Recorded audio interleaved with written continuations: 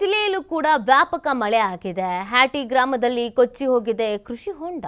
ನೀರಿನ ರಭಸಕ್ಕೆ ಕೊಚ್ಚಿ ಹೋಗಿದೆ ಕೃಷಿ ಹೊಂಡ. ಇನ್ನೊಂದೆಡೆ ಮಳೆಯಿಂದ ಜಲಪಾತವೇ ಸೃಷ್ಟಿಯಾಗ್ಬಿಟ್ಟಿದೆ. ಕುಷ್ಟಗಿ ತಾಲೂಕಿನ ಬೀಳಗಿಯಲ್ಲಿ ಜಲಪಾತ ಕಂಡು ಬಂದಿದೆ. ಎತ್ತರವಾದ ಗುಡ್ಡದಿಂದ ಧುಮುಕುವಂತ ಜಲಧಾರೆ.